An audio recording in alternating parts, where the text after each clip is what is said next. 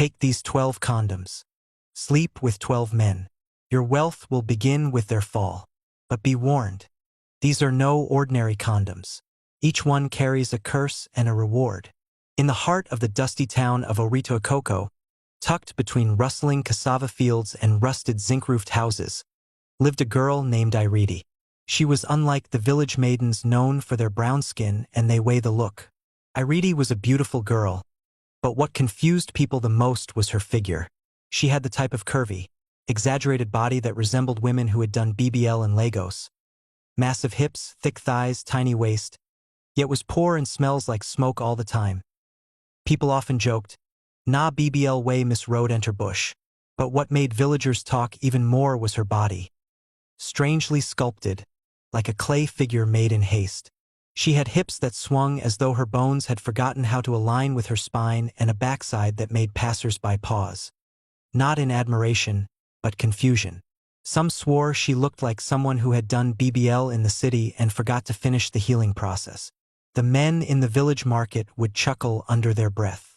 Women whispered and warned their daughters, "Don't let your spirit be as crooked as Iridi's back."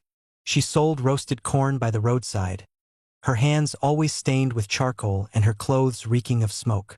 Each day, she sat beneath a shriveled mango tree, fanning the flames of her small grill and watching life pass her by. Every day under the hot sun, with her charcoal-blackened fingers, she flipped corn and tried to smile at customers who barely looked her in the eye. Some would buy and walk away quickly. Others would laugh and say, "This one no go Mario." The insults, the mockery, they never stopped. But what hurt more than words was hunger. She could barely feed herself, let alone save. Since the tragic day her parents and 2 younger siblings were wiped away in a motor accident on their way to visit a sick uncle in Ilorin, Iridi's life had collapsed like soaked Gary. She had no one, nothing. Just the firewood she carried every morning and the tray of corn that earned her barely enough to eat. Every night she lay on her raffia mat and cried quietly, staring at the zinc roof, wondering if the God she heard about in church had simply forgotten her. But one day, she sat under the mango tree behind her thatched room and muttered to herself, "This life no balance. I cannot continue like this." She had seen too much suffering. Too many people living soft life on Instagram, buying wigs, flying to Dubai, popping champagne. She too wanted to be a baddie, even just once. So she made up her mind. She needed power, wealth, and if God no gree answer her, she would try another route. That same week, she took a long walk through the bush path to meet Baba Agui, the feared Babalawo who lived near the edge of the forest. People said he could change a person's destiny for good or for ruin. When Iridi reached his compound, dogs barked and the smell of herbs and blood filled the air. Baba Agui sat cross-legged, his face covered in white chalk, cowries dangling from his neck.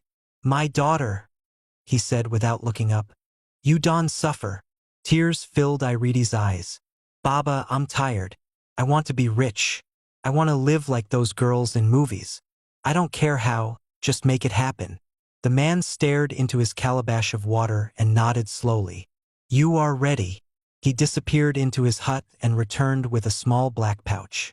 From it, he drew out 12 condoms, each one tied with a red thread. He handed them to her. "These are not ordinary," he said. "You must sleep with 12 wealthy men. Before you do, switch their condom with one of these. Their seed will activate your wealth. But know this, until you complete the 12, bring the used condoms to me and I will make you as rich as you can ever imagine. And for each man you sleep with, there will be a consequence." Iridi's hands trembled as she took the pouch. "What kind of consequence?" The old man's eyes were sharp. "That's not your concern. You asked for wealth. This is the price." The journey began. She left Osentito and traveled to cities Ibadan, Lagos, Abuja. She reinvented herself, wore heavy makeup, borrowed wigs. Her body already attracted attention.